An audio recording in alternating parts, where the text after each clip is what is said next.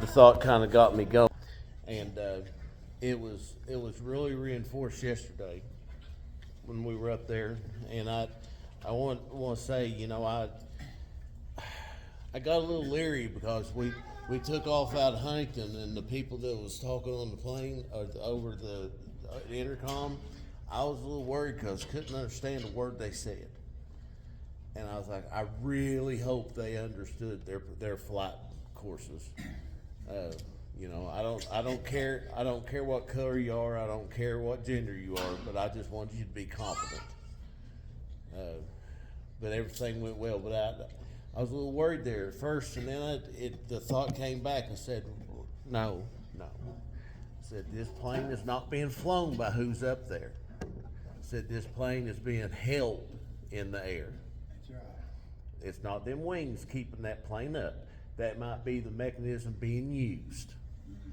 But that plane was up in the air because the Lord's hands was carrying it. That's right. And it was His will to bring us safely here. And it's also His will to show us His creation. And the thing about it is what we don't realize, and this is, I'm going to say, I'm going to Genesis 6. We don't realize that we live in a wasteland of what the original creation was. We don't know what the antediluvian world was like and what it must have been like before the flood. And if you've ever seen on a hillside, or I know y'all don't have a lot of hillsides, but wherever there's flooding or something like that, there's certain patterns that are developed in the ground, from the rushing water and all that stuff. Well, you know what? You get up over them Appalachian Mountains, and that's exactly what it looks like. Kind of makes you wonder where they came from. They found oysters and clams on the top of Mount Everest. Wonder how they walked up there. All right. And I hope so I have a view on this that I know some don't necessarily agree with.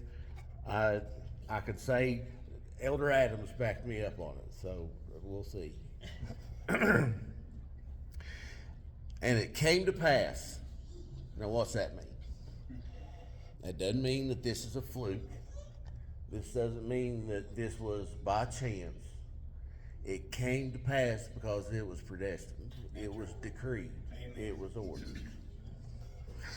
When men became to multiply on the face of the earth, and the daughters were born under them, and the sons of God saw the daughters of men that were there were fair, and they took them wives of them, all which they choose. Now, here's where there's contention, and Dad's going to holler at me later. So there's two different theories on this, and there's one that says that the sons of God were the children of Seth, and then the daughters of man were the children of the rest of Adam's race. Now, in the New Testament, the sons of God are referenced as the believers. In Romans, Paul mentions that the sons of God are the believers. But in the Old Testament, in James also, let me back up. Let me go here to Job. Let's see.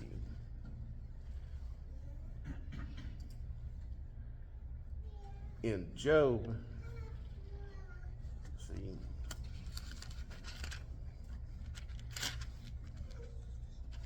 what is it, 2:11?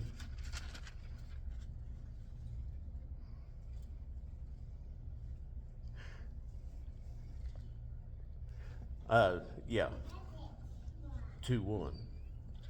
Again, there was a day when the sons of God came to present themselves before the Lord, and Satan came among them to present themselves before the Lord.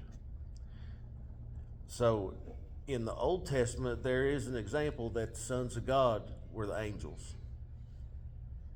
So I lost my other reference, but there's another reference in Job about the sons of God being the angels. So the sons of God saw that the daughters of men, that they were fair, and they took them wives of all that they chose. Now, there's the argument that there's no reason for angels to be able to reproduce. They don't need to. They are created, but they're immortal to a degree. You know what I mean? I don't know if this was possession, possibly, because I truly believe we still live in a supernatural world. But I can tell you, there is no such thing as ghost. It says in the Bible to be absent from the earth is to be present with the Lord. There are no human souls walking this earth, but there are demons. There are fallen angels. And I think that they were making a corruption towards the seed line of Christ. And I think that was the intention of this.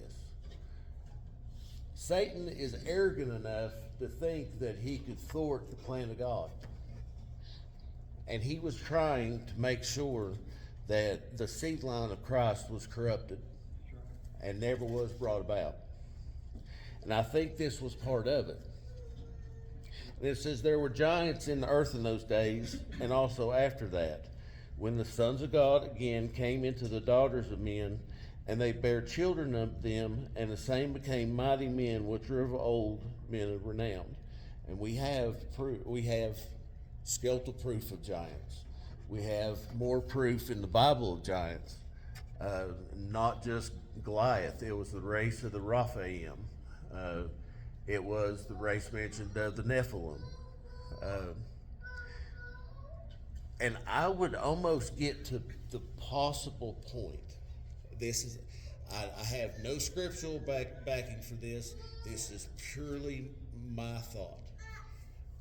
That we have skeletal proof of everything that in the antediluvian world was huge. And I wonder if that might not have been a corruption. Because it later goes on to say that everything on the earth had been corrupted. To the point that the only thing,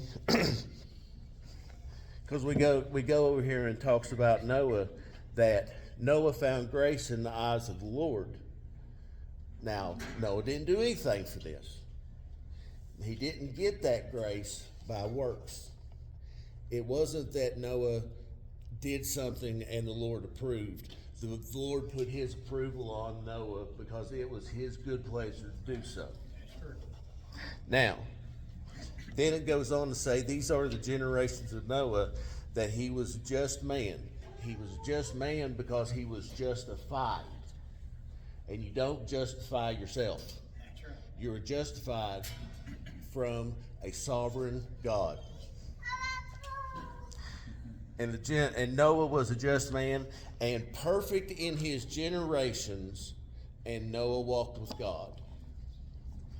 I believe that Noah himself Noah himself was the last human on this earth that had not been corrupted. Now, I'm not saying that the angels had a prehistoric genetic lab or anything like that. I'm just saying I believe that all flesh, even down to the animals, had been corrupted by the fallen angels. Now, listen, I completely understand. I am walking on thin ice that's over top of deep water. And I will gladly be rebuked by you all later if you disagree. Please. Because this is just my thought. And listen, no, honestly, if you have instruction, please give it to me. Because, and God saw that the wickedness of man was great in the earth, and that every imagination of the thoughts of his heart was only evil continually. And it repented the Lord that he made man on the earth, and it grieved him at his heart. Did God change his mind? No. That was not God changing his mind. He was not turning in his ways. He was not regretting what he had done.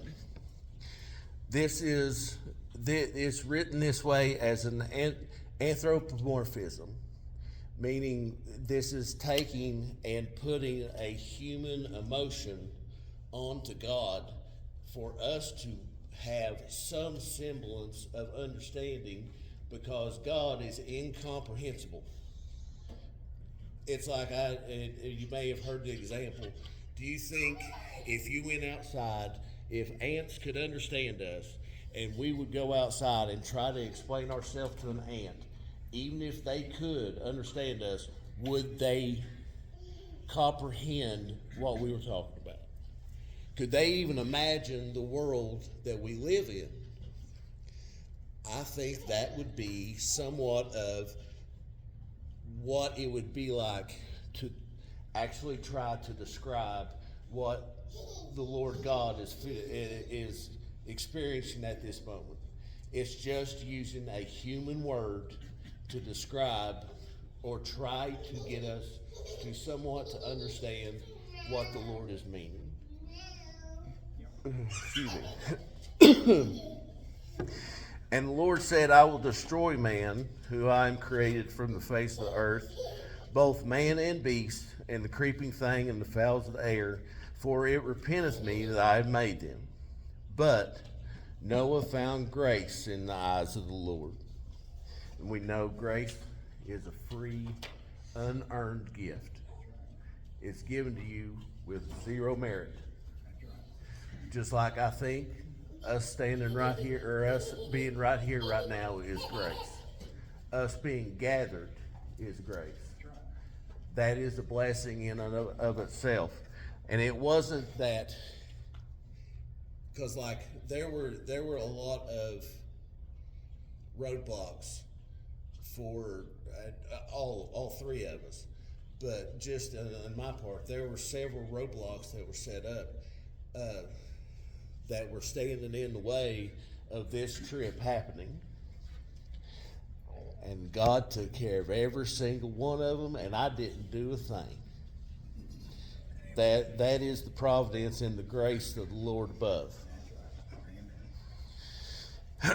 Now, we'd already talked about the generations and Noah being perfect, and he walked with God, and that he begat 3 sons, Shem, Ham, and Japheth.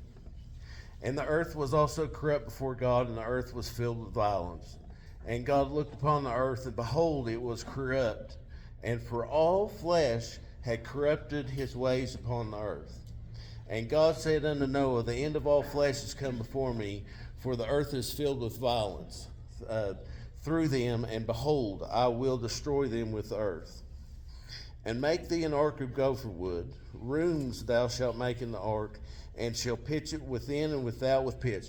Mike made a point at the meeting I never thought of, but it's good. I agree with him. The pitch within and without was the grace.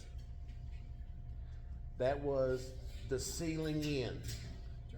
That was the freely given gift of the protection. And the windows shalt thou make in the ark, and in the cubit shalt thou finish it above. Well, we'll skip ahead a little bit. I will say the Navy had taken the measurements of the ark, and it said it was probably one of the most stable designs for a ship or a floating vessel that could be created. And behold, And behold, even I, do bring a flood of waters upon the earth to destroy all flesh. wherein is the breath of life. For under heaven and everything that is in it, the earth shall die. But with thee I will establish my covenant, and thou shalt come into the ark, and thou and thy sons and thy wife and thy sons with thee. Let me skip ahead just a little bit, because he's just talking about what to bring and all this. Down to chapter 7. And the Lord said unto Noah, Come thou and all thy house into the ark, for thee have I seen righteousness before me in this generation, as we were talking. You don't say come if you're outside. Now, let me get. I used up most of my expired boarding passes trying to make bookmarks yesterday. Now, the ark is a type of Christ. And it's showing that Christ is in, or that God, the Lord, is inside the ark saying, come in. So quickly over here in John 14:6, Jesus said unto him, I am the way and the truth and the life, and no man cometh unto the Father but by me. And then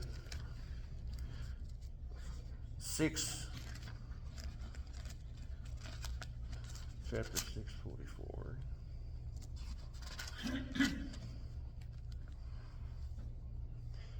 In chapter 6:44, and no man can come to me except the Father which hath sent me draw him, and I will raise him up in the last day. Noah, come thou, for thee have I seen, or come thou and all thy house into the ark. The same way that you're called into the Son, or the Son of God, they were called into the ark.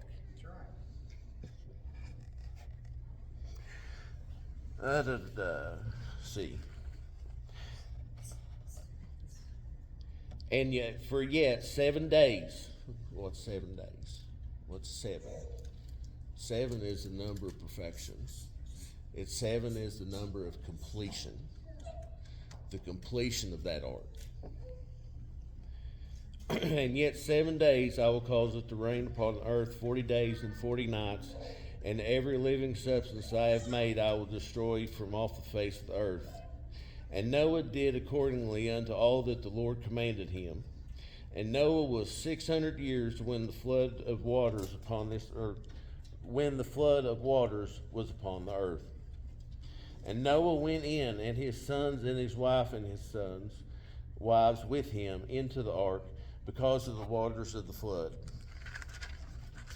Now, I'm going to go about just a little bit further here, but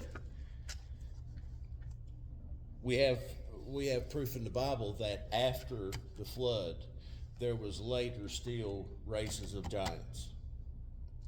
So this means that either Noah's wife or one of the sons' wives were of the corrupted line and carried on that genetic corruption.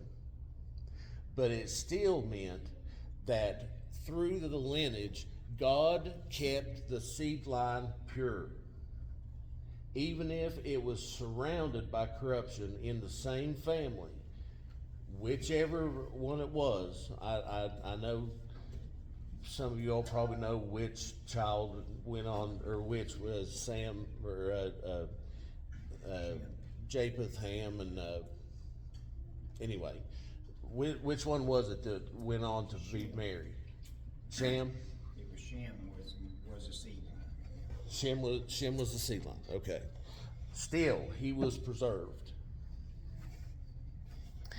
Now, it went on to talk about that he was going to bring rains for 40 days and 40 nights. Well, here's one of the objections that the atheists and the scientists like to put forth to say that the flood didn't happen, or it was a regional flood. And their objection is true. If it rained enough to flood this earth to that extent for 40 days and 40 nights, it would cause enough heat that the atmosphere would boil. Now, that's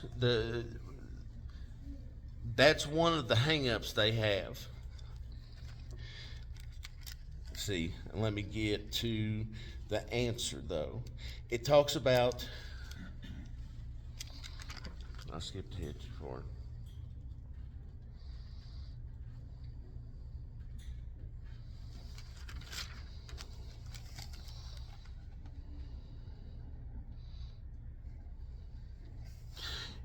In the 600th year of Noah's life, in the second month, and the 17th day of the month, the same day were all the fountains of the great deep broken up, and the windows of heaven were opened.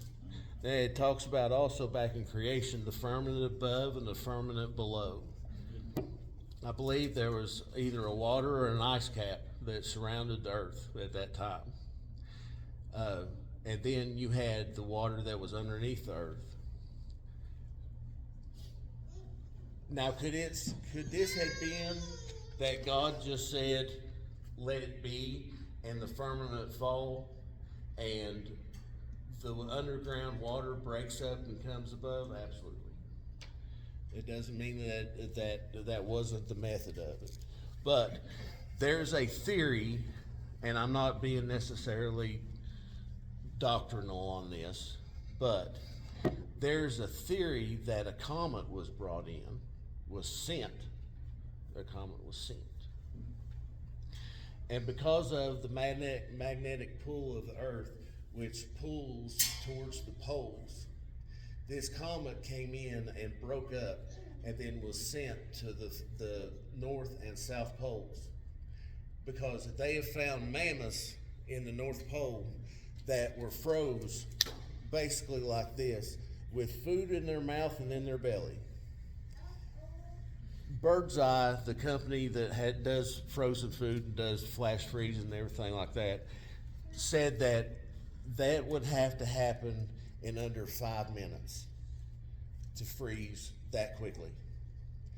So there is a pot, just as Josh may see it, which doesn't mean anything, that this comet was brought in, broken up, and went through the magnetic fields of the earth, and the weight of that amount of ice hitting the top and bottom of the earth caused it to squeeze, and that's why we have the Marianas Trench, and I don't remember the name of the trench in the Pacific Ocean, and those were some of the deeps that were broken up and where the water came from,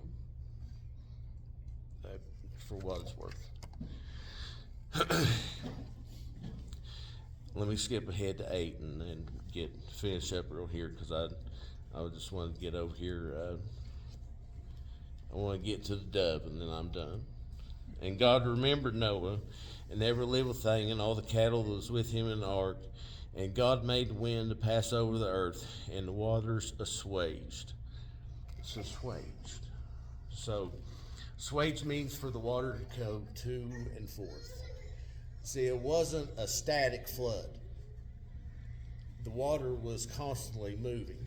That's why we have cold, because we had these massive, incomprehensible mats of trees and vegetation that were constantly being moved and settled underneath sediment, and very quickly. Coal doesn't take thousands of years to be made, neither does oil. You put something under 3 miles of water that's moving back and forth, you're going to get you some coal pretty quick. It's a lot of weight, a lot of pressure, a lot of heat.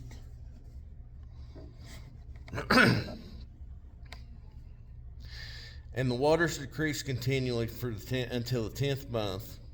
On the first day of the month were the tops of the mountains seen. And it came to pass on the end of the 40 days that Noah opened up the ark which he had made, and he sent forth a raven. Listen, which went forth to and fro unto the waters that were dried up from off the earth. Who also went to and fro on the earth? Exactly. That raven is a symbol of death and sin. And it didn't come back to the ark because it wasn't looking for salvation. It was wanting to look and dwell with the dead. It was wanting to eat carcasses. It was wanting to be among death. It showed that the death was still on this earth. It was still, there was still corruption. But he sent forth a dove from him to see the water. The waters were abated from off the face of the earth. But the dove found no rest for the sole of her foot, and she returned home into the ark, for the waters were on the face of the whole earth. Then he put forth his hand and took her and pulled her in unto the ark. That dove is the Spirit of God. It couldn't dwell among that death. It had to come back to the life which is Christ, the life which was that ark. Amen. And that's where God was, because that's where God was. And eventually he sends the dove out again, and it comes back to him with an olive leaf. And Noah knew that the waters were abated off the earth, and he stayed yet another 7 days. Another 7 days. Another time of perfection, another time of completion. And he sent forth the dove again, which returned not again unto him. That was what was going through my mind as we were flying down here, and I was looking over the hills of West Virginia, or the mountains of West Virginia, and all this. And, this is kind of a side note. There's a freelance archaeologist. His name's Ron Wyatt. His theology is junk. He's a Seventh-day Adventist. I don't agree with the word he says theologically. However, I think he's found the ark in the mountains of Ararat. They found a collapsed structure that pretty much perfectly fits the dimensions of what's in the Bible. They found they found iron nails. They found gopher wood. The locals called the valley of the Eight. They believe that they know where their graves are. The flood happened. And I'm not going to say that sin didn't play a part, but if sin was the only reason that the earth was flooded, we better get us a life jacket. I think it had to do with sin, but I also think it had to do with getting rid of the corrupted seed line, trying to corrupt the line of Christ. And thank you for your patience.